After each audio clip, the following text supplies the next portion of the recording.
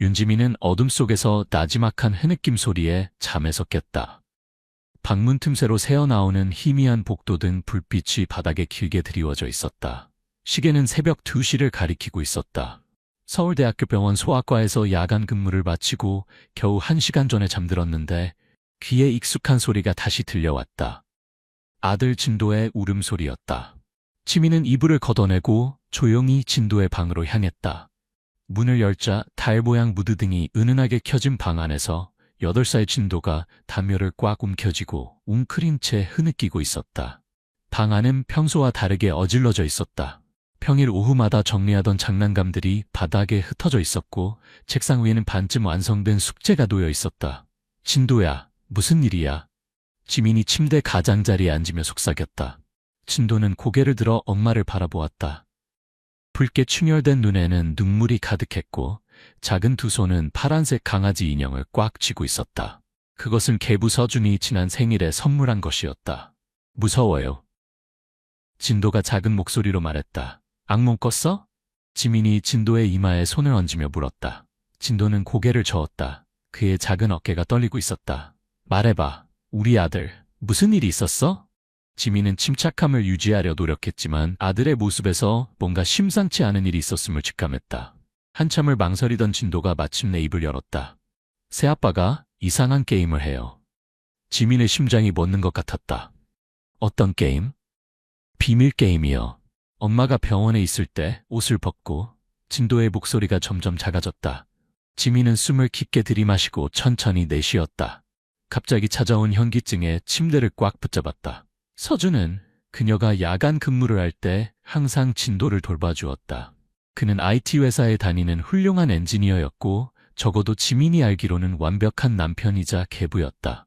그들이 결혼한 지 이제 1년 반.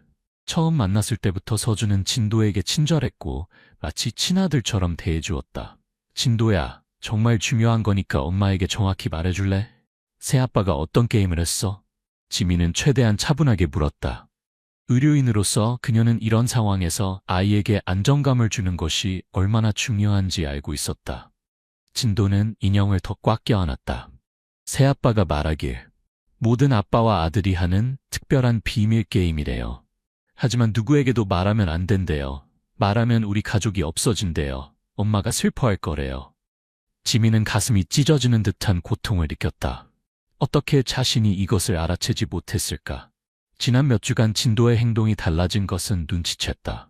밥을 잘 먹지 않고 악몽에 시달리고 갑자기 화장실을 무서워하게 된 것까지 모든 징후가 그곳에 있었는데 진도야, 네가 말해줘서 정말 고마워. 넌 정말 용감한 아이야. 지민은 진도를 꼭 안아주었다. 엄마가 약속할게. 새아빠가 다시는 너에게 그런 짓을 하지 못하게 할 거야. 우리 가족이 없어지는 일은 절대 없을 거고 엄마는 절대 슬퍼하지 않을 거야. 진도의 눈에서 안도의 눈물이 흘러내렸다. 그는 오랫동안 참아왔던 비밀을 털어놓은 후 조금 편안해 보였다. 하지만 지민의 마음속에는 분노와 배신감 그리고 자책감이 뒤섞여 있었다. 엄마, 이제 어떻게 해요? 진도가 조그만 목소리로 물었다. 우선 할머니 집에 가자. 거기서 며칠 지내면서 생각해볼게. 괜찮지? 진도는 고개를 끄덕였다. 새아빠는요? 걱정 마. 엄마가 모든 걸 해결할 거야. 너는 이제 안전할 거야. 약속해. 지민은 진도를 데리고 어머니의 집으로 향했다. 서울 강남에서 조금 떨어진 분당에 있는 아파트까지 택시로 30분 거리였다. 택시 안에서 진도는 엄마의 품에 안겨 조용히 있었다. 평소라면 창밖을 보며 끊임없이 질문을 던지던 아이였는데 오늘은 그저 조용히 인형을 껴안고 있었다. 서준에게는 진도가 갑자기 열이 나서 병원에 데려간다는 문자만 남겼다. 시간이 필요했다. 생각할 시간, 계획할 시간, 그리고 무엇보다 진도를 안전하게 지킬 시간. 택시가 어머니의 아파트 단지에 도착했을 때는 이미 새벽 3시가 넘어 있었다. 지민은 현관 비밀번호를 누르고 조용히 안으로 들어갔다. 엄마? 무슨 일이야? 이 시간에? 김미숙 여사는 잠옷 차림으로 문을 열며 놀란 표정으로 물었다. 나중에 설명할게요. 오늘 밤만 진도랑 여기서 자도 될까요? 지민은 최대한 평온한 목소리로 말했지만 그녀의 창백한 얼굴과 손자의 붉은 눈을 본 미숙 여사는 무언가 심각한 일이 일어났음을 직감했다. 그래, 들어와. 진도야, 할머니가 너 좋아하는 핫초코 만들어줄게. 진도가 할머니를 따라 부엌으로 간 사이 지민은 거실 소파에 털썩 주저앉았다. 머릿속은 혼란스러웠다. 서준을 직접 대면할 것인가? 경찰에 신고할 것인가? 증거는 어떻게 모을 것인가? 어떻게 하면 진도를 최대한 보호하면서 이 상황을 해결할 수 있을까? 미숙 여사가 진도에게 핫초코와 쿠키를 주고 거실로 돌아왔다. 이제 말해봐. 무슨 일이야? 그녀의 목소리에는 걱정과 혼란이 뒤섞여 있었다. 지민은 어머니에게 모든 것을 말했다. 진도의 고백, 서준의 위협, 그리고 자신의 계획. 말을 할수록 그녀의 눈에는 눈물이 고였고 목소리는 떨렸다. 미쳤니? 그 남자 집에 다시 들어간다고? 위험해. 미숙 여사가 소리쳤다. 눈에는 분노와 공포가 서려 있었다. 증거가 필요해요, 엄마. 진도의 말만으로는 충분하지 않을 수 있어요. 법적으로 서준을 처벌하려면 확실한 증거가 있어야 해요. 지민은 의학저널에서 읽었던 아동학대 사례들을 떠올렸다. 얼마나 많은 사례들이 증거 부족으로 제대로 처벌받지 못했는지. 하지만 딸아, 그렇게 위험한 짓을 경찰에 신고하면 안 될까? 신고하면 서준이 모든 걸 부인할 거예요. 그리고 진도는 또 다시 트라우마를 겪게 될 거고요. 아이의 말은 잘 믿어주지 않아요. 특히 이런 상황에서는. 지민은 한숨을 쉬었다. 증거가 있어야 해요. 확실한 증거가. 미숙 여사는 딸의 결연한 표정을 보았다.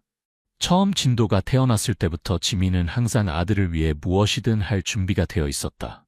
혼자서 아이를 키우며 학교를 다니고 간호사가 되어 안정적인 삶을 만들어 주었다.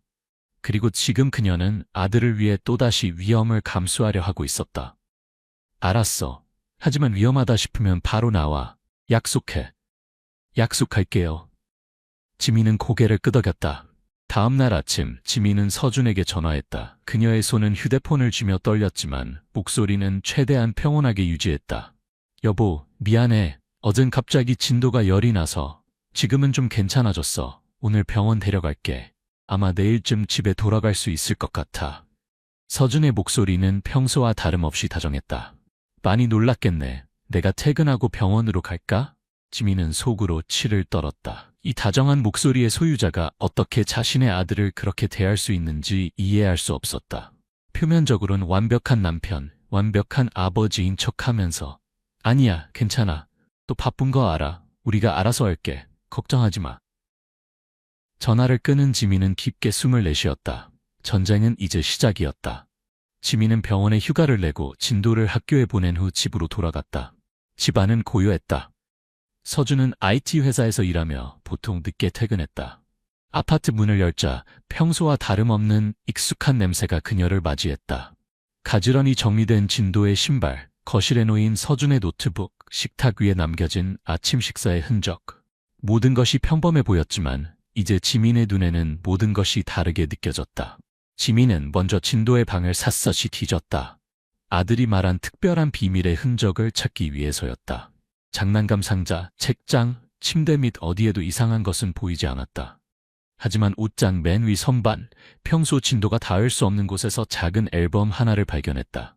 검은색 가죽 표지의 앨범이었고 겉면에는 아무런 표시도 없었다. 지민은 떨리는 손으로 앨범을 펼쳤다.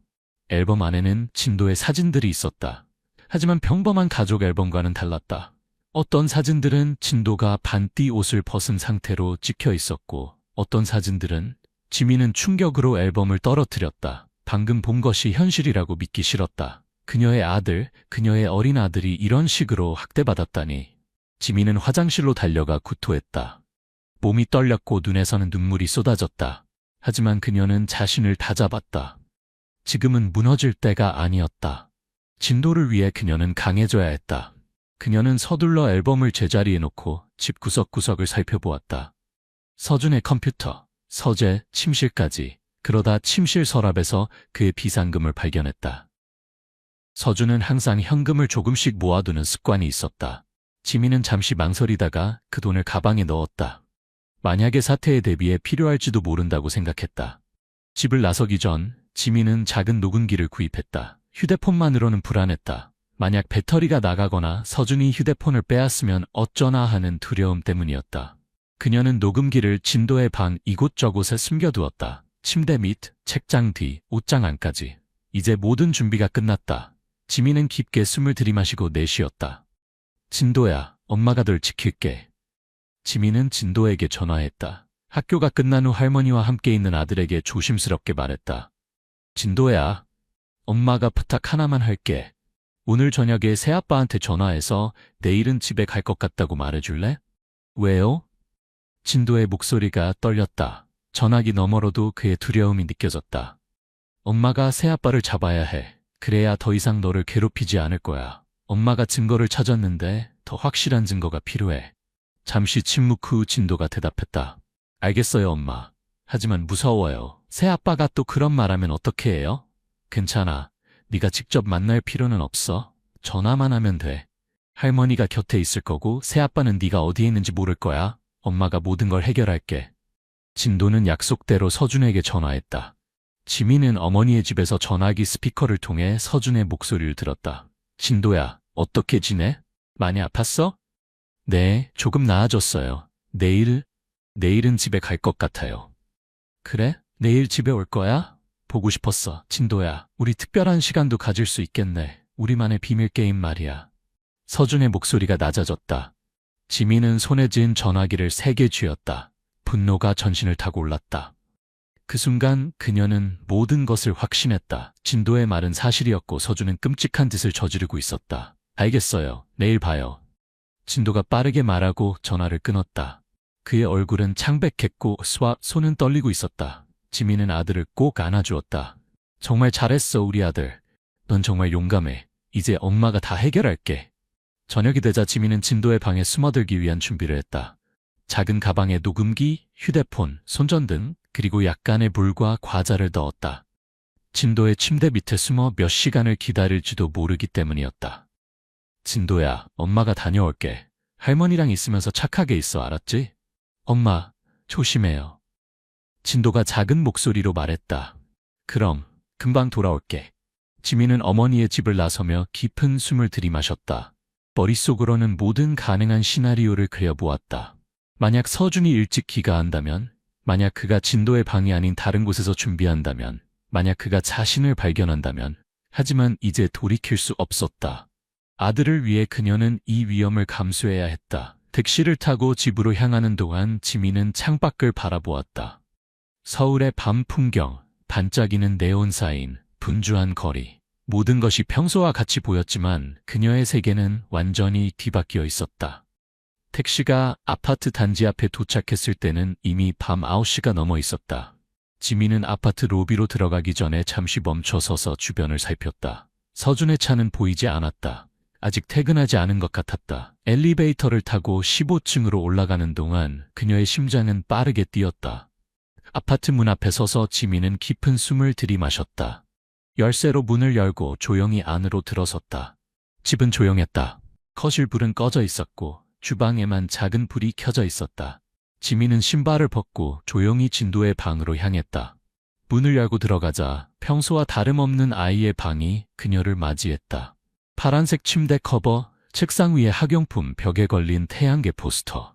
지민은 침대 밑으로 들어가 몸을 숨겼다. 좁은 공간이었지만 그녀의 몸은 간신히 들어갔다. 휴대폰은 녹음 모드로 준비해두었고 녹음기도 미리 켜두었다.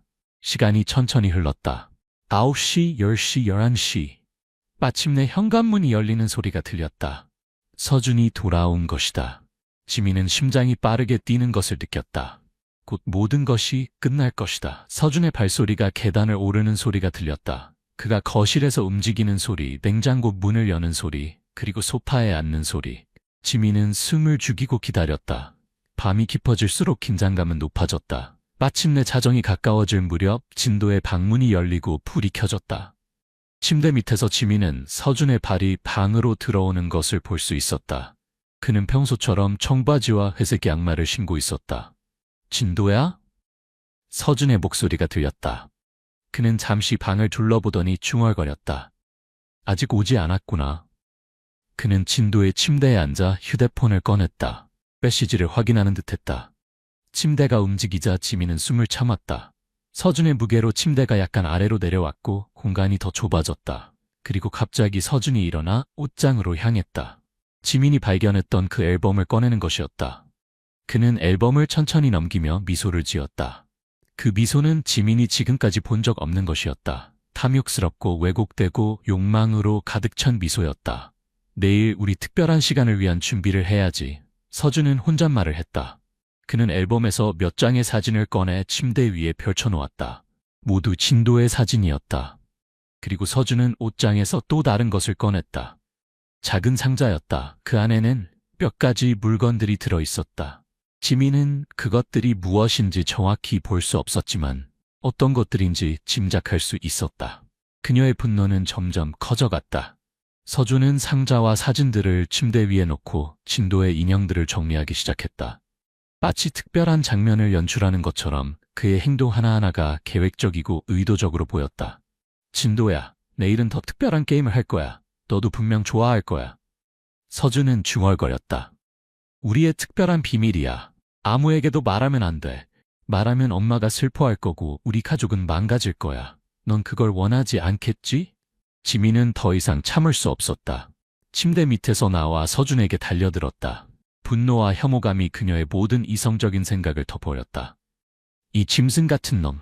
지민은 서준의 얼굴을 핥히며 소리쳤다. 그녀의 손톱이 그의 뺨을 긁어내렸고 붉은 선이 그의 얼굴에 그어졌다. 서준은 놀라서 뒤로 물러섰다. 그의 얼굴에는 놀람과 공포가 교차했다. 지민? 왜 여기 있어? 넌 진도랑 병원에 있어야 하는 거 아니야? 내 아들에게 무슨 짓을 한 거야? 이게 뭐야? 지민은 그의 손에서 앨범을 낚아챘다. 그녀의 눈에는 분노의 불꽃이 타오르고 있었다. 이게 다 뭐야? 이 사진들은? 이 물건들은? 서준의 얼굴이 창백해졌다. 그의 눈은 불안하게 주변을 살피며 도망갈 길을 찾는 듯했다.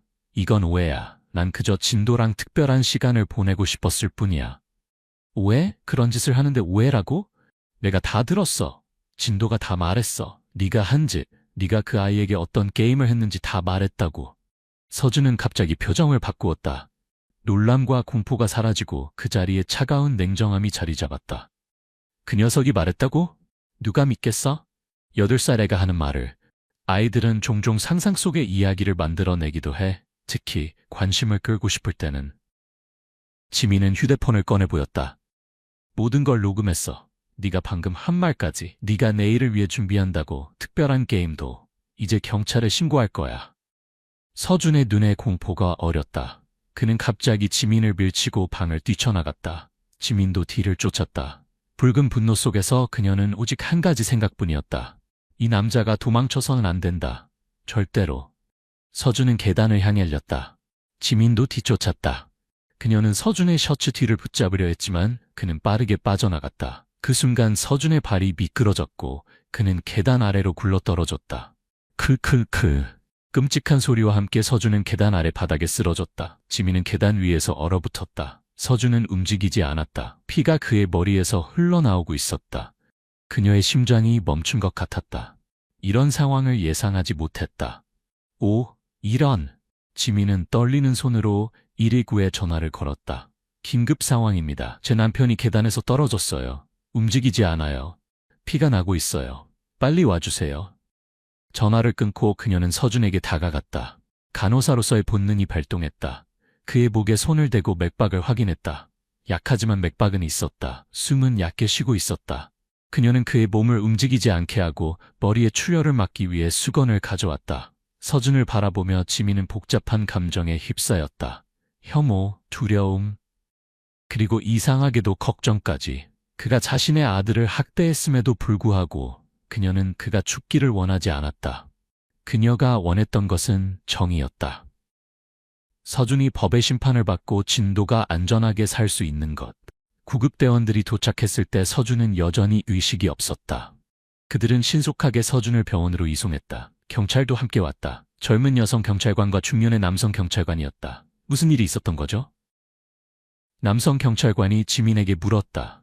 그의 눈은 날카로웠지만 친절했다. 지민은 모든 것을 말했다. 진도의 고백, 서준의 학대, 그리고 그녀가 증거를 모으기 위해 집에 숨어들었던 일까지. 그녀는 진도의 방에서 발견한 앨범도 경찰에게 건넸다. 여기 있어요. 이게 제가 찾은 증거예요. 그리고 녹음도 있어요. 지민은 휴대폰과 녹음기를 경찰관에게 건넸다. 경찰관은 진도의 방에서 발견된 앨범과 지민의 휴대폰에 녹음된 내용을 확인했다. 그의 표정이 굳어졌다. 특히 앨범을 보았을 때 그의 눈에는 분노가 어렸다. 이건 심각한 아동학대 사건입니다. 하지만 그는 머뭇거렸다. 남편분이 계단에서 떨어진 상황, 조사가 필요합니다. 제가 미친 게 아니에요. 지민이 필사적으로 말했다. 그냥 추격하던 중에 그가 미끄러진 거예요. 현재로서는 어떤 결론도 내릴 수 없습니다. 병원에 가봐야 상황을 더 알 수 있을 거예요. 지금은 저희와 함께 경찰서로 가서 진술을 해주셔야 합니다. 지민은 고개를 끄덕였다. 그녀는 경찰서로 연행되었다. 그녀의 머릿속은 혼란스러웠다. 서준의 상태는 어떨까? 자신은 어떻게 될까? 가장 중요한 것은 진도는 이제 어떻게 될까? 경찰차 안에서 지민은 어머니에게 전화했다. 엄마, 제가 경찰서로 가요. 서준이 계단에서 떨어졌어요. 진도 좀 더 돌봐주세요. 제가 나오면 바로 갈게요. 미숙 여사의 목소리는 걱정으로 가득했다. 무슨 일이야? 괜찮니? 진도는 걱정하지 마세요. 내가 잘 볼게요. 나중에 설명할게요. 지금은 시간이 없어요. 진도한테 아무 말도 하지 마세요. 그냥 엄마가 조금 늦을 거라고만 해주세요. 경찰서로 향하는 길, 창밖으로 보이는 서울의 밤 풍경이 흐릿하게 지나갔다. 지민은 자신의 인생이 이렇게 급격히 변할 것이라고 상상도 하지 못했다. 하루 전만 해도 그녀는 평범한 간호사이자 어머니였다. 이제 그녀는 남편을 고발하고 경찰서로 향하고 있었다. 경찰서에서의 조사는 밤새 계속되었다. 작은 조사실에서 지민은 경찰관들 앞에 앉아 모든 것을 상세히 진술했다. 진도가 처음 고백했을 때부터 그녀가 증거를 찾은 과정, 그리고 오늘 밤 일어난 일까지 같은 이야기를 몇 번이고 반복해야 했다. 그럼 당신은 남편을 밀지 않았다는 거죠? 여성 경찰관이 다시 한번 물었다. 네, 제가 민 것이 아니에요. 그저 쫓았을 뿐이에요. 그가 계단으로 달려갔고 미끄러져 넘어졌어요. 남성 경찰관은 고개를 끄덕였다. 앨범과 녹음 내용을 검토했습니다. 확실히 심각한 아동학대의 증거가 있네요. 하지만 계단 사고에 대한 조사도 진행해야 합니다. 지민은 지친 눈으로 고개를 끄덕였다. 이해해요. 저는 그저 제 아들을 지키고 싶었을 뿐이에요. 새벽녘 병원에서 연락이 왔다. 서준은 뇌진탕과 몇 개의 골절상을 입었지만 생명에는 지장이 없다고 했다. 지민은 안도의 한숨을 내쉬었다. 어떤 일이 있어도 누군가의 죽음을 원하지는 않았다. 특히 진도가 아버지 없이 자란 것처럼 그녀는 어떤 아이도 그런 상처를 받길 원하지 않았다. 이제 어떻게 되는 건가요? 지민이 경찰관에게 물었다. 서준 씨가 의식을 되찾으면 그의 진술도 들어야 합니다. 하지만 현재로서는 증거물을 고려해 볼 때 아동학대 혐의가 더 중요하게 다뤄질 겁니다.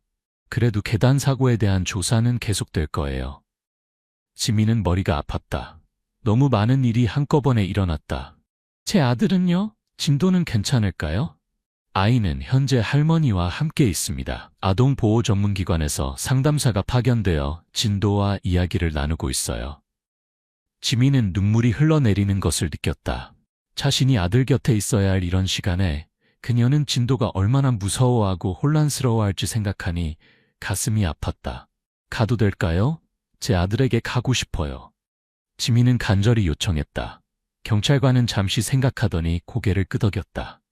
현재로서는 구속 사유가 없습니다. 하지만 도시를 떠나지 말고 언제든 연락할 수 있게 해주세요. 앞으로 있을 조사에 계속 협조해 주셔야 합니다. 지민은 경찰서를 나와 어머니의 집으로 향했다. 아침 해가 떠오르고 있었다. 새로운 하루. 하지만 그녀의 삶은 이제 완전히 달라져 있었다. 택시를 타고 가는 동안 그녀는 앞으로 해야 할 일들을 생각했다. 진도를 위한 심리상담, 새로운 집, 서준과 이혼, 그리고 무엇보다 진도가 다시 평범한 일상으로 돌아갈 수 있도록 돕는 것. 힘들겠지만 우리는 이겨낼 거야. 지민은 스스로에게 다짐했다. 진도야, 엄마가 널 지켜줄게. 진도는 할머니 집 소파에서 잠들어 있었다. 그의 얼굴은 평화로워 보였지만 미간에는 작은 주름이 져 있었다. 상담사는 이미 떠난 상태였다. 미숙 여사는 부엌에서 아침 식사를 준비하고 있었다. 어떻게 됐어? 미숙 여사가 지민을 보자마자 물었다. 그녀의 얼굴에는 밤새 잠을 이루지 못한 흔적이 역력했다. 지민은 모든 일을 설명했다. 서준의 사고, 경찰 조사, 그리고 앞으로 있을 법적 절차들. 그녀의 목소리는 지쳐 있었지만 눈빛은 단호했다. 진도는 어땠어요? 상담사와 이야기를 잘했나요? 지민은 소파 쪽을 바라보며 물었다. 미숙 여사는 한숨을 쉬었다. 처음에는 말을 안 하더구나. 하지만 상담사가 정말 잘 대해줬어. 박지원 선생님이라고 하던데 참 젊고 좋은 사람이더라. 진도가 천천히 마음을 열었지. 뭐라고 했어요? 진도가 많은 이야기를 하진 않았어. 하지만 그림을 그렸다. 박지원 선생님이 그림을 통해 감정을 표현하게 했나 봐. 진도가 그린 그림을 보고 박지원 선생님이 많이 걱정하더라. 지민은 한숨을 쉬었다. 아들이 어떤 그림을 그렸을지 상상할 수 있었다. 박지원 선생님이 뭐라고 하던가요? 정기적인 상담이 필요하다고 했어. 트라우마 치료가 중요하대. 그리고 무엇보다 안정적인 환경이 필요하다고 하더라. 연락처를 남겨놨어. 아, 그리고 경찰에서도 한 명 왔었어. 여자 경찰관인데 태영이랑 이야기 좀 했어. 지민은 소파로 가 진도의 곁에 앉았다. 아들의 평화로운 잠든 얼굴을 보니 마음이 아팠다. 이런 어린 나이에 이런 끔찍한 경험을 하다니. 그녀는 진도의 머리카락을 부드럽게 쓰다듬었다. 진도가 눈을 떴다. 엄마? 응, 엄마야. 괜찮아. 지민은 아들을 품에 안았다. 진도의 체온이 느껴졌고 그의 작은 심장 박동이 그녀의 가슴에 닿았다. 새아빠는요? 진도의 목소리에는 두려움이 묻어 있었다. 걱정 마. 새아빠는 이제 널 괴롭히지 못해. 엄마가 지켜줄게. 새아빠는 이제 우리 집에 살지 않을 거야. 진도의 눈에 눈물이 고였다. 정말요? 약속하세요? 약속해. 이제 우리 둘이서 새로 시작할 거야. 진도는 엄마의 품에 더 깊이 파고들었다. 그의 작은 몸이 안도감으로 떨리는 것을 지민은 느낄 수 있었다. 얼마나 오랫동안 이 아이가 두려움과 공포 속에 살았던 것일까? 지민은 아들의 머리를 쓰다듬으며 생각했다. 어떻게 앞으로 나아갈 것인가? 어디서부터 다시 시작할 것인가? 엄마, 배고파요? 진도가 작은 목소리로 말했다. 지민은 미소를 지었다. 오랜만에 듣는 평범한 요청이었다. 그래, 할머니가 맛있는 아침 준비하고 계셔. 같이 먹자. 그들은 부엌으로 향했다. 미숙 여사는 된장찌개와 밥, 몇 가지 반찬을 준비하고 있었다. 진도가 좋아하는 계란말이도 있었다. 우리 손자 일어났네. 배고프지? 미숙 여사가 진도의 머리를 쓰다듬었다. 진도는 고개를 끄덕였다. 그의 얼굴에는 작은 미소가 번졌다. 지민은 그 미소를 보며 희망을 느꼈다. 어떤 일이 있어도 그들은 이겨낼 수 있을 것이다. 아침을 먹는 동안 지민은 앞으로의 계획을 세웠다. 우선 진도의 심리치료가 가장 중요했다. 박지원 선생님과 정기적인 상담을 시작할 것이다. 그리고 새로운 집을 구해야 했다. 더 이상 서준과 함께 살았던 아파트에서는 살 수 없었다. 진도에게도, 그녀 자신에게도 그곳은 이제 악몽의 장소가 되어버렸다. 당분간 여기 있어도 돼요? 지민이 어머니에게 물었다. 당연하지. 내 딸과 손자가 어디 가겠어? 여기가 너희 집이야. 미숙 여사는 단호하게 말했다. 지민은 고개를 끄덕였다. 감사함이 밀려왔다. 힘든 시간에 어머니의 지지는 큰 힘이 되었다. 박지원 선생님께 전화해야겠어요. 진도 상담을 속히 시작하고 싶어요. 그래, 여기 번호 있어. 좋은 사람 같더라. 진도도 그 선생님을 좋아했어. 지민은 메모지를 받아들고 잠시 생각에 잠겼다. 앞으로 그들을 기다리는 것은 길고 힘든 여정일 것이다. 하지만 그녀는 아들을 위해, 그들의 미래를 위해 강해질 것이다. 일주일이 지났다. 서준은 의식을 회복했고 경찰 조사가 본격적으로 시작되었다. 서준은 처음에는 모든 혐의를 부인했다. 그는 진도와 그저 평범한 부자 관계였을 뿐이라고 주장했다. 앨범은 단순한 추억거리이고 녹음된 내용은 오해에서 비롯된 것이라고 했다. 하지만 앨범과 녹음 증거 앞에서 그의 거짓말은 오래가지 못했다. 특히 진도의 방에서 발견된 상자 안의 물건들은 명백한 증거였다. 서준은 결국 혐의를 인정했지만 자신은 병든 것이라며 치료가 필요하다고 주장했다. 검사는 서준에게 아동 성학대 혐의로 기소할 것이라고 알렸다. 최대 징역 10년까지 가능한 범죄였다. 계단 사고와 관련해서는 CCTV 영상과 지민의 진술, 그리고 현장 증거 조사 결과 지민이 서준을 밀지 않았다는 결론이 내려졌다. 서준이 스스로 넘어진 것으로 판명되었다. 지민은 변호사와 상담 중이었다. 강력한 증거 덕분에 서준은 감옥에 가게 될 것이 거의 확실했다. 하지만 법적 절차는 복잡하고 시간이 오래 걸릴 것이었다. 가장 중요한 것은 진도의 회복입니다. 아동 심리 전문가 박지원 선생님이 지민에게 말했다. 그들은 박지원 선생님의 상담실에서 만나고 있었다. 벽에는 아이들의 그림이 가득했고 방 한편에는 다양한 장난감과 인형들이 있었다. 트라우마 치료가 필요해요. 정기적인 상담을 추천합니다. 진도는 이번 일로 심각한 정서적 충격을 받았어요. 하지만 다행히도 어머니의 지지와 사랑이 있기 때문에 회복 가능성은 높습니다. 지민은 동의했다. 진도는 요즘 악몽에 시달리고 낯선 사람들에게서 더 수줍어했다. 특히 남자 어른들 앞에서는 더욱 그랬다. 학교에서도 조용해졌고 친구들과 어울리는 것도 꺼려했다. 어떻게 도와줄 수 있을까요? 지민이 물었다. 일상에 안정감을 주는 것이 중요합니다. 규칙적인 생활, 안전한 환경, 그리고 무엇보다 어머니의 변함없는 사랑과 지지가 필요해요. 진도가 자신의 감정을 표현할 수 있는 공간을 만들어주세요. 그림이나 놀이를 통해서요. 박지원 선생님은 진도와 잘 맞았다. 첫 몇 번의 세션에서 진도는 말을 거의 하지 않았지만 점차 그림과 인형놀이를 통해 자신의 감정을 표현하기 시작했다. 처음에는 어두운 색의 무서운 그림들을 그렸다. 검은 그림자, 어두운 방, 무서운 괴물 같은 것들. 하지만 세션이 거듭될수록 점점 밝은 색이 등장하기 시작했다. 진도의 그림을 보세요. 박지원 선생님이 지민에게 보여주었다. 진도가 그린 그림에는 밝은 태양, 푸른 하늘, 그리고 손을 잡고 있는 두 사람의 모습이 있었다. 진도와 어머니죠. 이건 희망의 징조입니다. 지민은 눈물이 났다. 그녀는 진도가 조금씩 회복되고 있다는 사실에 안도했다. 하지만 동시에 아들이 겪은 고통에 가슴이 아팠다. 서준에 대한 재판은 언제 시작되나요? 박지원 선생님이 물었다. 다음 달이요? 저도 증인으로 출석해야 합니다. 지민은 한숨을 쉬었다. 진도는 증언할 필요가 없어요. 다행히 제가 수집한 증거와 녹음이 충분하다고 합니다. 다행이네요. 법정에서의 증언은 아이에게 또 다른 트라우마가 될 수 있으니까요. 지민은 고개를 끄덕였다. 진도가 더 이상의 고통을 겪지 않게 하는 것이 그녀의 가장 큰 바람이었다. 시간이 걸릴 거예요. 박지원 선생님이 지민에게 말했다. 하지만 진도는 강한 아이예요. 당신의 지지와 사랑이 있다면 반드시 이겨낼 수 있을 거예요. 지민은 상담실 구석에서 그림을 그리는 진도의 모습을 지켜보았다. 그의 작은 손이 그래파스를 움직이며 무언가를 열심히 그리고 있었다.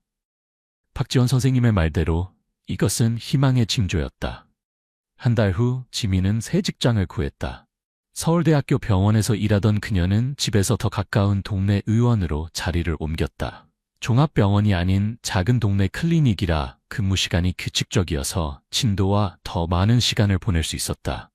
의원은 주로 노인 환자들이 많았고 원장인 김 선생님은 지민의 상황을 이해하고 배려해 주었다. 야간 근무가 없었고 주말도 쉴 수 있어서 진도와 함께하는 시간이 많아졌다. 어떻게 지내요, 지민 씨? 적응은 잘 되나요? 김 선생님이 어느 날 물었다. 네, 감사합니다. 환자분들도 친절하시고 일도 재미있어요. 지민은 미소를 지었다. 실제로 새 직장에서의 일은 그녀에게 새로운 활력을 주었다. 지난 몇 개월간의 혼란 속에서 이곳은 그녀가 자신의 가치를 느낄 수 있는 공간이었다. 그들은 어머니 집에서 나와 새로운 아파트로 이사했다. 분당의 작은 아파트였지만 그들에게는 충분했다. 작지만 아늑한 공간이었다. 무엇보다 새로운 시작을 위한 장소였다. 이사하는 날, 지민과 진도는 함께 새 집을 정리했다. 가구는 많지 않았지만 필요한 것은 모두 갖추고 있었다. 지민은 진도의 방을 특별히 신경 써서 꾸몄다. 그가 좋아하는 파란색으로 벽지를 고르고 별이 빛나는 천장 스티커도 붙였다. 여기가 우리 새 집이야. 지민이 진도에게 말했다. 어때? 마음에 들어? 진도는 새 방을 둘러보았다. 창문 너머로는 작은 공원이 보였고 햇살이 방 안으로 따뜻하게 들어왔다. 내 방이에요? 그래, 네 방이야. 우리가 함께 꾸밀 거야. 네가 좋아하는 대로. 진도의 얼굴에 작은 미소가 번졌다. 오랜만에 보는 진짜 미소였다. 로봇 포스터를 붙여도 돼요? 물론이지. 내 방이니까 네가 원하는 대로 꾸밀 수 있어. 그날 저녁 그들은 함께 저녁을 요리했다. 진도가 좋아하는 김치찌개였다. 진도는 엄마가 야채를 자르는 동안 옆에서 도움이 되는 역할을 했다. 그는 작은 앞치마를 하고 진지한 표정으로 엄마의 지시를 따랐다. 소금 좀 줄래? 지민이 말했다. 진도는 조심스럽게 소금통을 건넸다. 그들은 함께 웃었다. 평범한 순간이었지만 지민에게는 무엇보다 소중했다. 식탁에 앉아 밥을 먹으며 지민은 처음으로 느꼈다. 그들이 앞으로 나아가기 시작했다는 것을. 물론 상처는 아직 남아 있었다. 진도는 여전히 가끔 악몽을 꾸었고 낯선 남자들을 무서워했다. 하지만 그는 조금씩 회복되고 있었다. 그의 웃음소리가 다시 집안을 채우기 시작했다. 엄마, 나 내일 학교 갈래요. 진도가 갑자기 말했다. 지민은 놀랐다. 진도는 지난 몇 주 동안 학교 가기를 거부했다. 홈스쿨링을 하고 있었다. 정말? 준비됐어? 진도는 고개를 끄덕였다. 박지원 선생님이 말했어요. 무서워도 한 걸음씩 나아가면 된대요. 용감해지는 거래요. 그리고 진짜 친구들이 보고 싶어요. 지민의 눈에 눈물이 고였다. 그녀는 재빨리 눈물을 닦았다. 진도 앞에서는 강한 모습을 보여주고 싶었다. 그래, 우리 아들이 정말 용감하구나. 내일 아침에 함께 학교에 가자. 고마워요, 엄마. 진도가 말했다. 그리고 잠시 후 그는 덧붙였다. 엄마, 사랑해요. 지민은 가슴이 벅차 올랐다. 나도 너를 사랑해, 진도야. 항상 너의 편이야.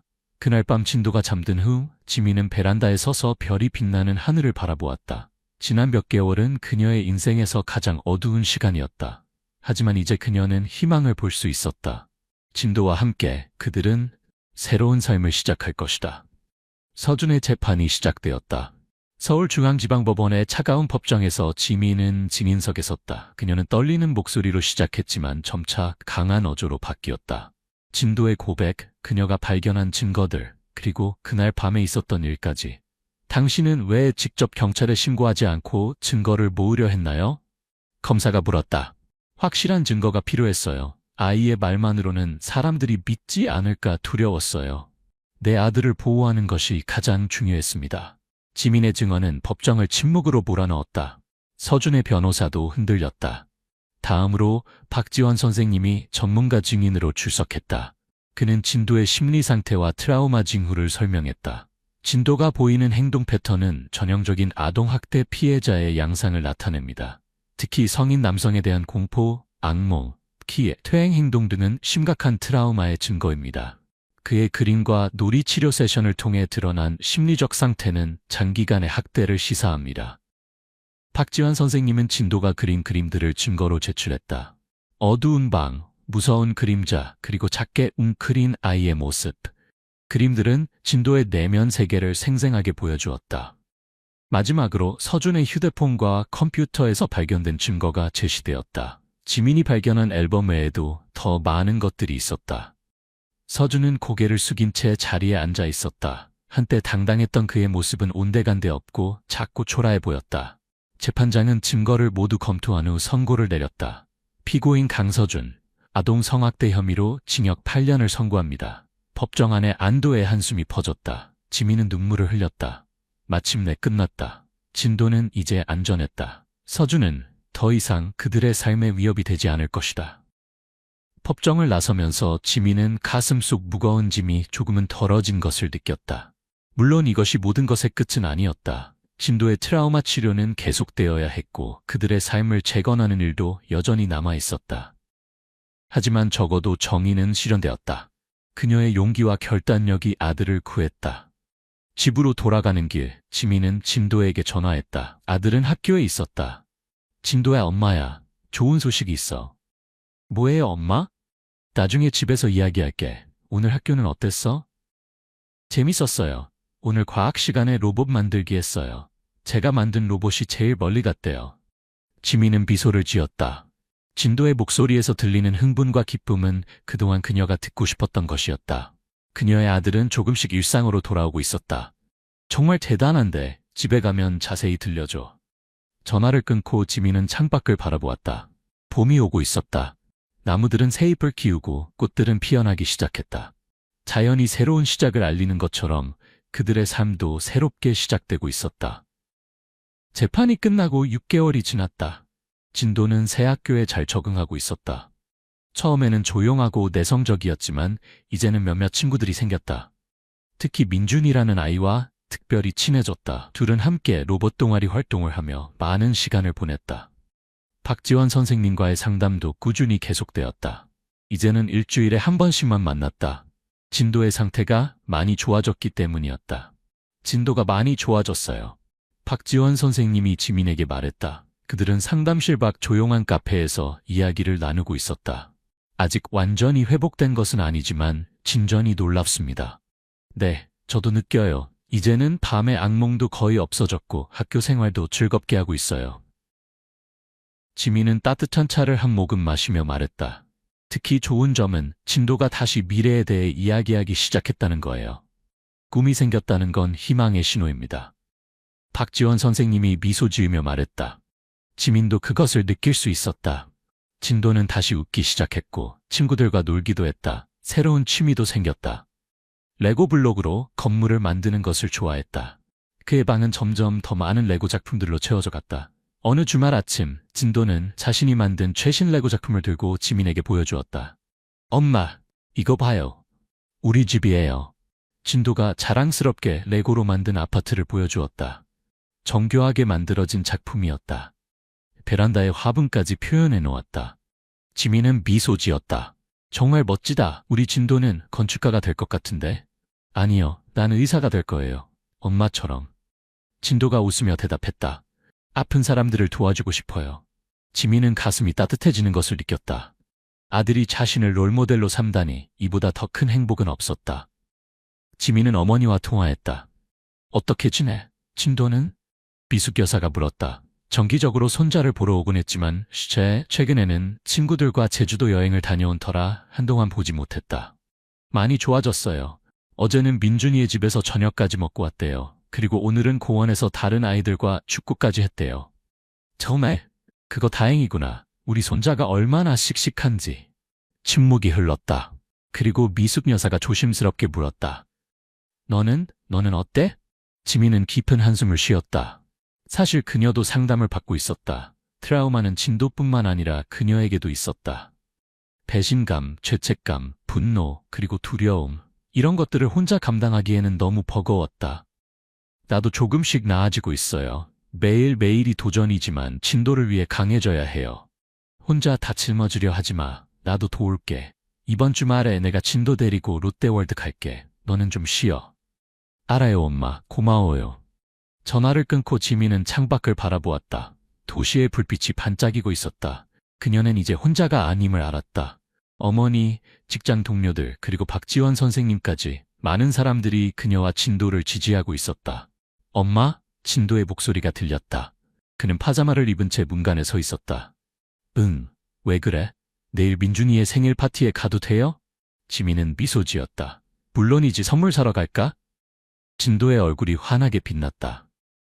네, 민준이는 공룡 좋아해요. 공룡 책 사줄래요? 좋은 생각이야. 내일 같이 서점에 가자.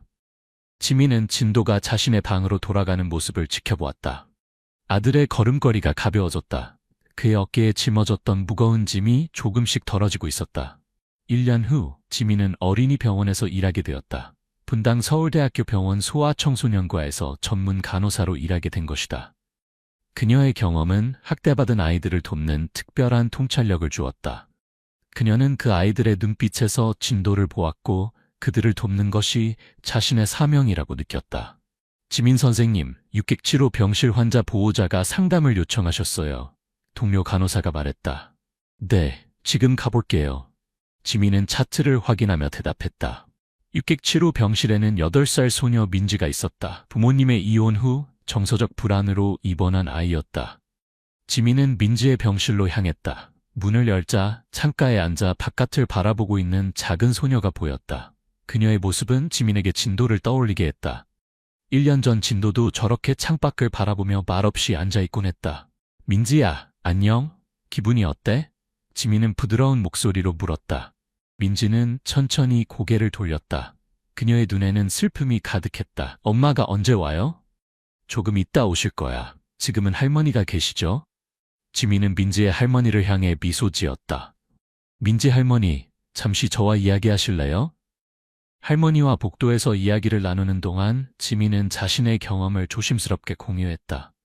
직접적으로 진도의 이야기를 하지는 않았지만 트라우마를 겪은 아이들이 어떤 지지가 필요한지 설명했다. 아이에게 지금 가장 필요한 건 안정감이에요. 규칙적인 생활, 변함없는 사랑, 그리고 무엇보다 내가 여기 있다는 것을 계속 알려주는 거죠. 할머니의 눈에 눈물이 고였다. 고맙습니다, 선생님. 정말 도움이 됐어요. 지민은 미소를 지었다. 자신의 아픔이 다른 사람을 돕는 데 쓰일 수 있다는 사실이 그녀에게 위안이 되었다. 진도는 이제 9살이 되었다. 키가 크고 건강해진 그는 학교에서 인기 있는 아이였다. 축구를 좋아했고 과학 시간에는 항상 손을 들어 질문했다. 그의 방에는 점점 더 많은 과학책과 레고 작품들이 쌓여갔다. 하루는 진도가 학교에서 돌아와 흥분된 목소리로 말했다. 엄마, 오늘 학교에서 있었던 일 들어볼래요? 선생님이 제 과학 프로젝트가 최우수상을 받았대요.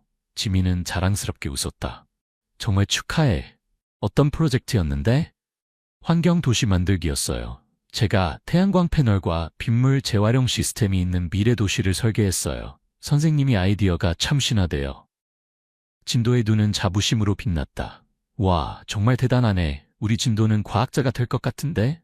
진도는 잠시 생각에 잠겼다가 대답했다. 아직은 잘 모르겠어요. 의사도 되고 싶고 과학자도 되고 싶어요. 둘 다 할 수 있을까요? 물론이지. 너는 무엇이든 할 수 있어. 지민은 아들의 머리를 쓰다듬었다. 엄마, 오늘 학교에서 있었던 일 들어볼래요? 진도가 저녁 식사 테이블에서 물었다. 그럼 어떤 일이 있었어? 우리 반에 새로운 친구가 왔어요. 민수라고. 근데 다른 애들이 놀리는 거예요. 민수가 말을 더듬거든요. 지민은 관심을 보였다. 그래서 어떻게 했어?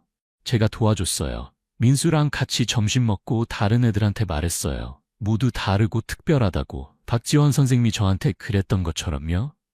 지민의 가슴이 벅차올랐다. 그녀의 아들은 자신의 상처를 통해 다른 사람의 아픔을 이해하는 법을 배웠다. 그리고 그 이해를 바탕으로 다른 사람을 돕는 법도 배웠다. 정말 자랑스러워, 진도야. 네가 민수를 도와준 건 정말 멋진 일이야. 민수는 말을 더듬지만 그림을 정말 잘 그려요. 제가 본 중에 최고예요. 민수한테 저도 그림 가르쳐 달라고 했어요. 진도의 목소리에는 흥분이 가득했다. 지민은 미소를 지었다. 아들이 이렇게 타인에 대한 이해와 친절함을 가진 아이로 자라는 것을 보는 것은 그녀에게 큰 기쁨이었다. 그날 밤 진도가 잠든 후 지민은 발코니에서 별을 바라보았다. 지난 2년은 끔찍했지만 또한 그녀를 더 강하게 만들었다. 그녀는 아들을 구했고 스스로도 구했다. 어두운 시간을 지나 이제 그들은 빛 속에 있었다. 그녀는 박지원 선생님과의 마지막 상담 세션을 떠올렸다. 진도의 치료가 공식적으로 종료된 날이었다. 지민 씨, 진도는 정말 놀라운 회복력을 보여줬어요. 박지원 선생님이 말했다. 물론 완전히 과거를 잊는 것은 불가능하겠지만 그는 이제 그 경험을 자신의 일부로 받아들이고 앞으로 나아가고 있어요. 모두 선생님 덕분이에요. 지민이 감사의 뜻을 전했다. 박지원 선생님은 고개를 저었다. 아닙니다. 이건 모두 지민 씨와 진도가 함께 이뤄낸 결과예요. 지민 씨의 용기와 사랑, 그리고 진도의 나온 회복력 덕분이죠. 그 말을 떠올리며 지민은 미소 지었다. 그들은 정말 먼 길을 왔다. 처음 진도가 그 끔찍한 비밀을 털어놓았을 때 그녀는 세상이 무너지는 줄 알았다. 하지만 이제 그들은 더 강해졌고 더 단단해졌다. 엄마? 진도의 목소리가 들렸다. 그는 잠옷을 입은 채 문간에 서 있었다. 왜 안 자고 있어? 지민이 물었다. 그냥 말하고 싶었어요. 진도가 발코니로 다가와 지민 옆에 섰다. 그는 이제 지민의 어깨까지 자랐다. 이제 더 이상 무섭지 않아요. 지민은 아들을 안았다. 눈물이 그녀의 뺨을 타고 흘러내렸다. 하지만 이번엔 기쁨의 눈물이었다. 엄마도 더 이상 무섭지 않아. 그들은 함께 별을 바라보았다. 어둠 속에서도 빛나는 별들처럼 그들의 삶도 어둠을 뚫고 빛을 찾아냈다. 새로운 시작, 새로운 희망으로 가득 찬 미래가 그들을 기다리고 있었다. 진도의 손이 지민의 손을 꼭 잡았다. 그 손길에는 더 이상 두려움이 없었다. 오직 사랑과 신뢰만이 있었다. 엄마, 우리 내일 소풍 가요? 어디로 갈까? 한강 공원에 가서 자전거 타요. 그리고 맛있는 거 많이 먹어요. 좋아. 내일은 날씨도 좋을 것 같아. 진도는 활짝 웃었다. 그의 웃음소리는 밤하늘의 별처럼 반짝였다. 지민은 그 순간을 마음속 깊이 새겼다. 이것이 그녀가 항상 원했던 것이었다. 행복하고 건강한 아들, 평화로운 일상, 그리고 사랑이 가득한 가정.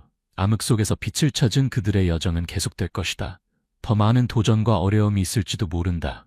하지만 이제 그들은 알고 있다. 함께라면 어떤 어둠도 이겨낼 수 있다는 것을. 사랑해, 진도야. 저도 사랑해요, 엄마.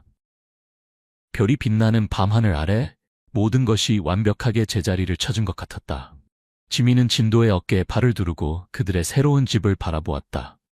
그곳은 이제 그저 벽돌과 시멘트로 이루어진 건물이 아니라 그들이 함께 만들어가는 안식처였다.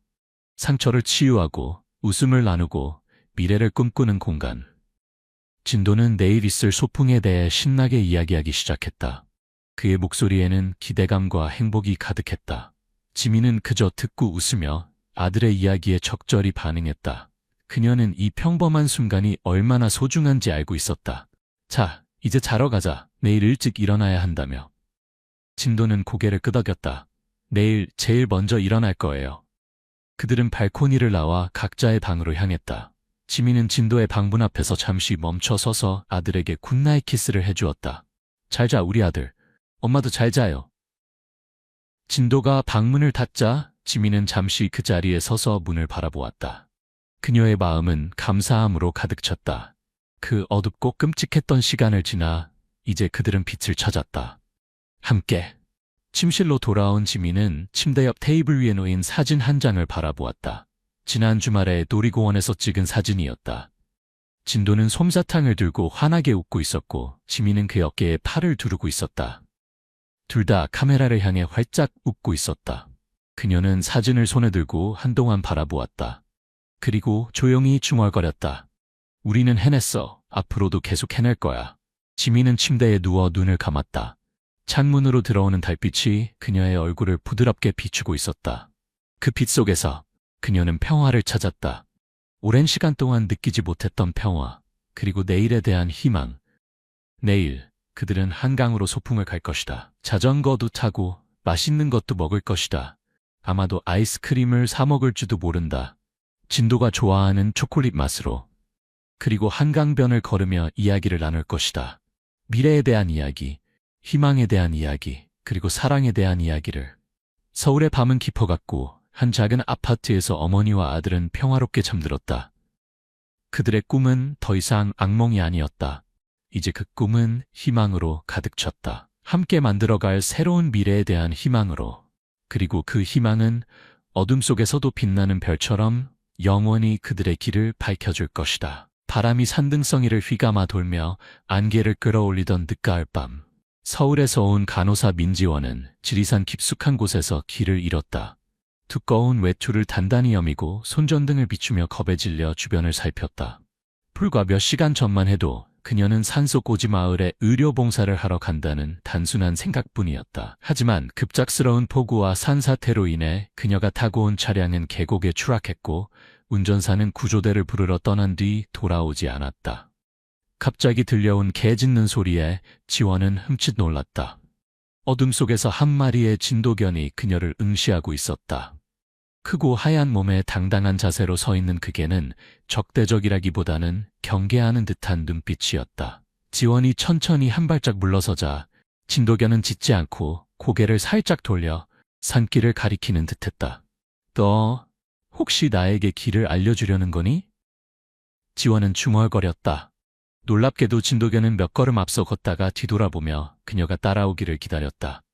다른 선택지가 없었던 지원은 조심스럽게 개를 따라갔다. 얼마 지나지 않아 희미한 등불이 안개 속에서 깜빡이는 게 보였고 지원은 작은 마을에 도착했다는 것을 알게 되었다. 마을은 예상과 달랐다. 현대적인 가옥은 단 하나도 없었고 모두 예전 방식 그대로의 조가집과 돌담이 이어져 있었다. 전기는 있는 듯했으나 매우 제한적이었고 사람들은 모두 한복이나 오래된 작업복 차림이었다.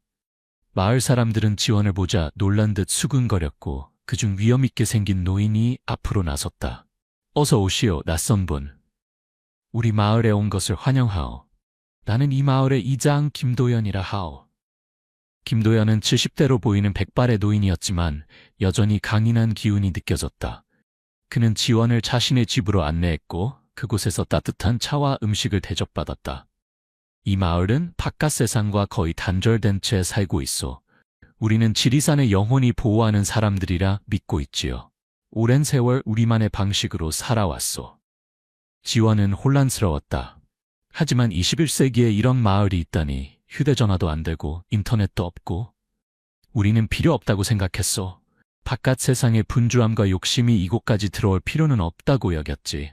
그날 밤, 지원은 도연의 집에서 하룻밤을 묵게 되었다. 창문 밖으로 달빛이 스며들었고 진도견이 문 앞에서 그녀를 지키듯 누워 있었다.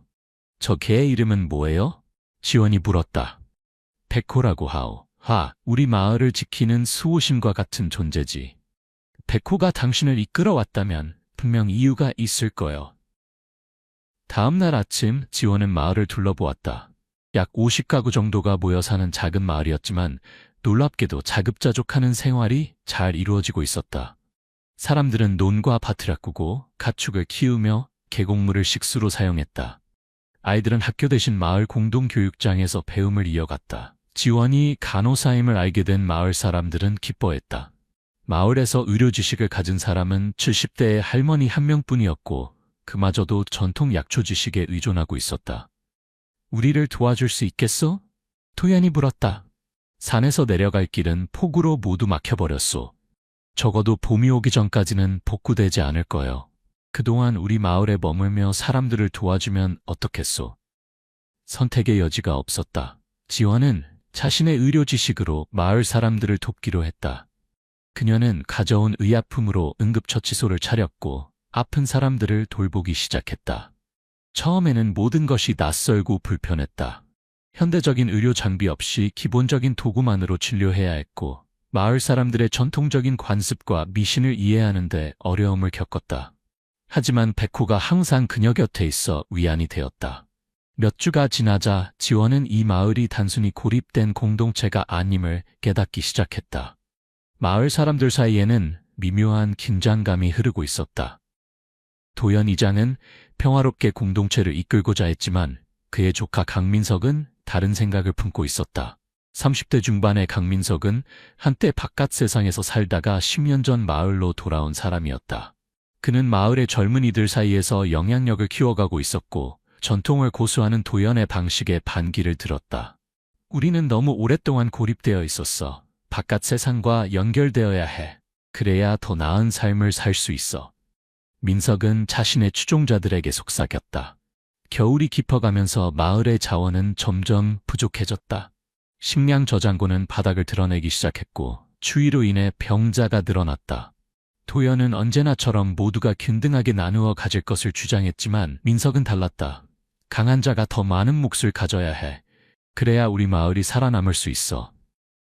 점차 마을은 두 파로 나뉘어갔다. 도연을 따르는 전통주의자들과 민석을 따르는 개혁파. 지원은 그 가운데서 중립을 지키려 했지만 의료인으로서 모든 사람을 동등하게 대해야 한다는 그녀의 신념은 민석파의 눈에 가시처럼 여겨졌다. 어느 날 밤 백호가 갑자기 요란하게 짖기 시작했다. 마을 사람들이 모여들자 식량 창고가 불타고 있었다. 마을 전체가 혼란에 빠졌고 민석은 이 기회를 놓치지 않았다. 보라, 이런 일이 일어난 것은 우리가 너무 오래 구시대적 방식을 고수했기 때문이다. 이제는 변화가 필요하다. 많은 사람들이 그의 말에 동조했다.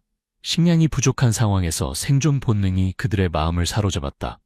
도연은 평화를 호소했지만 그의 목소리는 점점 약해졌다. 며칠 후 도연은 갑자기 쓰러졌다. 지원은 즉시 그를 돌보기 시작했다. 그의 상태는 심각했다. 장시간의 스트레스와 나이로 인한 심장 발작으로 보였다. 민지원, 도연은 약한 목소리로 속삭였다. 당신은 바깥에서 왔지만 이 마을의 영혼을 이해하는 사람이요.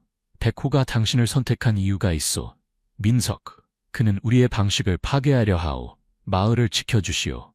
그날 밤 도연은 조용히 눈을 감았다. 마을 전체가 애도에 빠졌지만 민석의 눈에는 다른 감정이 깃들어 있었다. 장례식이 끝나자마자 그는 자신이 새로운 이장이 될 것임을 선언했다. 이제부터 마을은 새로운 방향으로 나아갈 것이다. 우리는 더 이상 고립되지 않을 것이다. 민석의 첫 번째 조치는 마을의 자원 분배 방식을 바꾸는 것이었다. 그와 가까운 사람들에게 더 많은 양식이 주어졌고 다른 사람들은 생존을 위해 더 열심히 일해야 했다. 지원은 이런 변화에 반대했고 백호 역시 민석에게 경계심을 드러냈다. 민석은 지원을 가까이 두려고 했다. 그녀의 의료 지식이 마을에 필요했기 때문이다. 당신은 내 곁에 있어야 해.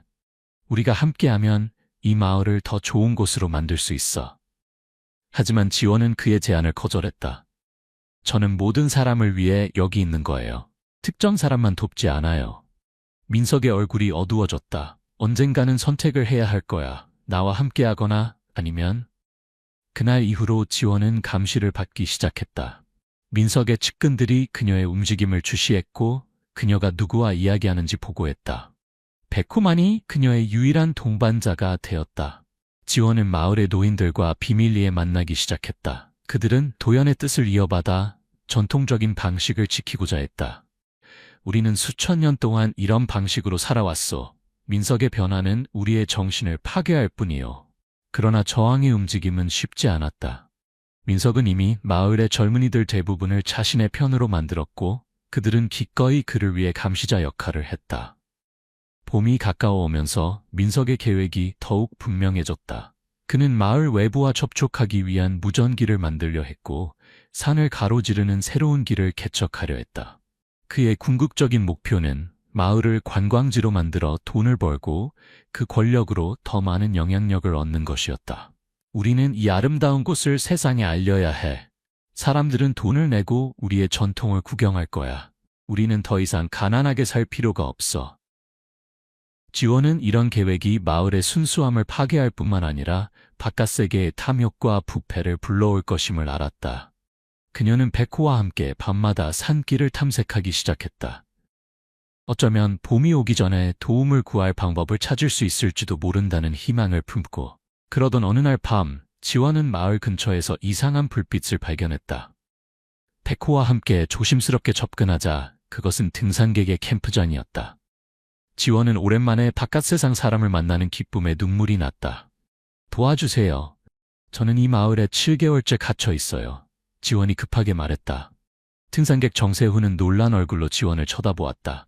뭐라고요? 여기 마을이 있다고요? 지원은 자신의 이야기를 빠르게 설명했다. 세훈은 국립공원 레인저였고 새로운 등산로를 조사하던 중이었다.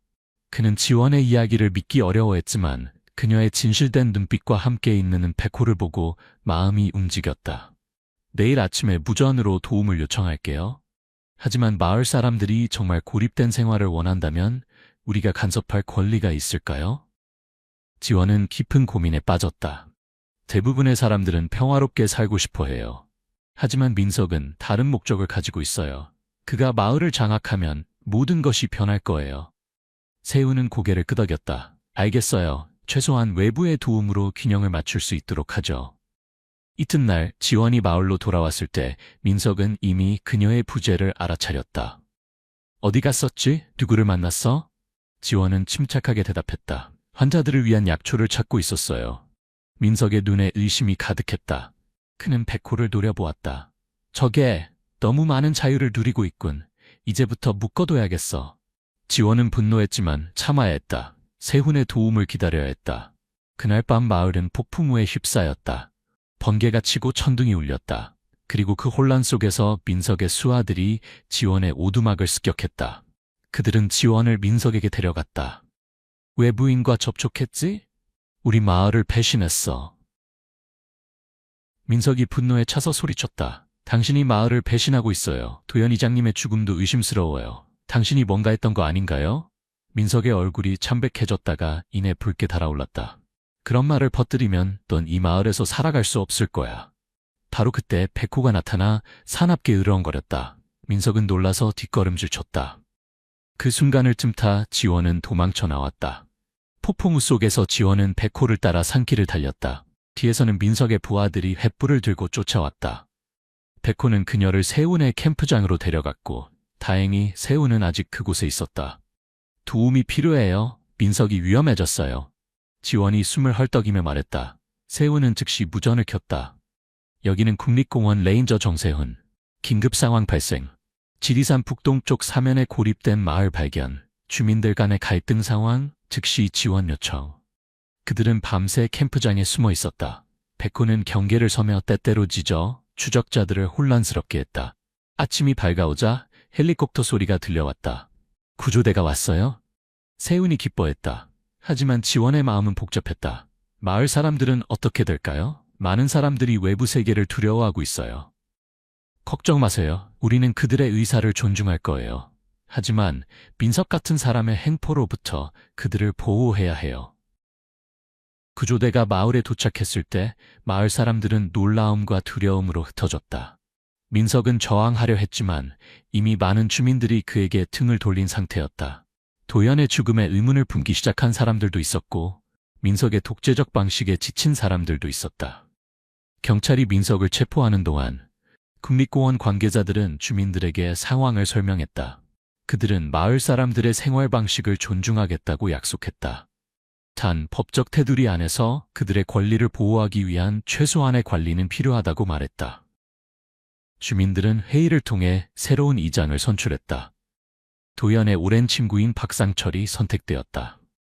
그는 전통을 존중하면서도 현대 세계와의 적절한 균형을 찾고자 했다. 지원은 마을을 떠나기로 결정했다. 그녀의 삶은 서울에 있었고 7개월간의 고립된 생활은 그녀에게 많은 것을 가르쳐 주었지만 이제는 돌아갈 시간이었다. 떠나는 날 마을 사람들이 모두 나와 그녀를 배웅했다. 많은 이들이 눈물을 흘렸고 아이들은 그녀에게 손수 만든 선물을 주었다. 다시 올 거예요. 약속할게요. 지원이 말했다. 백호도 거기 있었다. 그는 슬픈 듯 지원을 바라보았다. 백호야, 너는 여기 있어야 해. 이 마을을 지키는 너의 임무는 아직 끝나지 않았어. 백호는 마치 이해한 듯 고개를 끄덕였다. 지원은 마지막으로 그의 목을 껴안고 작별 인사를 했다. 헬리콥터가 떠오르며 지원은 창문 밖으로 점점 작아지는 마을을 바라보았다. 7개월 전 폭풍우 속에서 길을 잃고 발견한 이 신비로운 장소는 이제 그녀의 인생에서 지울 수 없는 기억이 되었다. 서울로 돌아온 후 지원은 자신의 경험을 책으로 썼다. 지리산의 비밀마을, 고립된 세계에서의 7개월이라는 제목의 이 책은 많은 사람들에게 감동을 주었다. 전통과 현대의 충돌, 공동체의 의미, 그리고 진정한 리더십에 대한 깊은 통찰을 담고 있었다.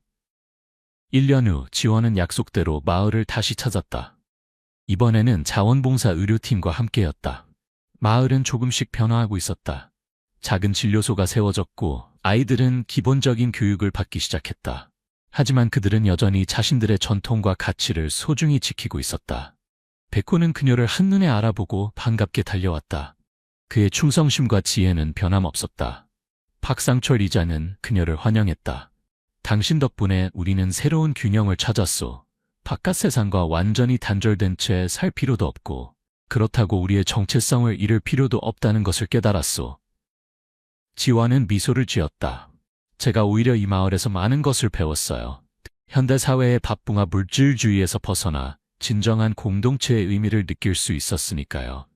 그녀는 백호의 머리를 쓰다듬으며 생각했다. 때로는 길을 잃는 것이 새로운 길을 발견하는 시작일 수 있다고. 그리고 그 여정에서 만난 사람들과 경험들이 우리의 삶을 더욱 풍요롭게 만든다는 것을. 지리산의 깊은 계곡에 자리한 그 작은 마을은 현대 한국 사회에서 거의 잊혀진 채 살아가고 있지만 그들만의 방식으로 조용히 세상과 공존하고 있다. 그리고 백호는 여전히 그 마을의 길목을 지키며 가끔씩 찾아오는 지원을 반갑게 맞이한다. 함께 걸었던 그 험난한 7개월의 기억을 간직한 채. 그로부터 몇 년 후 민지원은 서울의 한 대형 병원에서 의료 책임자가 되었다. 그녀는 의료 소외 지역을 위한 특별 프로그램을 만들었고 매년 지리산 마을을 포함한 여러 우지 마을에 의료 지원을 제공했다. 민석은 수년간의 교도소 생활 후 출소했지만 더 이상 마을로 돌아가지 않았다. 그는 자신의 과오를 뉘우치고 도시에서 조용히 살아가기로 했다. 백호는 15년이라는 긴 생애를 마치고 마을의 작은 언덕에 묻혔다. 지원은 그 소식을 들었을 때 며칠 동안 울었다. 그녀에게 백호는 단순한 개가 아닌 인생의 중요한 순간을 함께한 동반자였기 때문이다. 지금도 지리산 깊은 곳에 있는 그 마을에는 백호의 새끼들이 마을을 지키고 있다고 한다. 그리고 길 잃은 여행자가 나타나면 그들은 마치 백호가 그랬던 것처럼 안전한 길로 인도한다고 한다. 마을 사람들은 이것을 백호의 영혼이 자신의 후손들을 통해 여전히 마을을 지키고 있다고 믿는다. 마을은 이제 지리산 전통 생활 보존 마을이라는 공식 명칭을 얻었고 제한된 방문객들에게만 개방되었다. 그들은 자신들의 전통 생활 방식을 유지하면서도 현대 의학과 교육의 혜택을 받게 되었다. 박상철 이장의 현명한 리더십 아래 마을은 전통과 현대의 조화로운 균형을 이루었다. 지원은 매년 봄이 되면 그 마을을 찾았다. 그녀에게 그곳은 단순한 봉사장소가 아니라 인생의 중요한 교훈을 배운 제2의 고향과도 같았다. 마을 아이들은 그녀를 지원 이모라고 부르며 반겼고 노인들은 그녀를 마을의 명예주민으로 생각했다.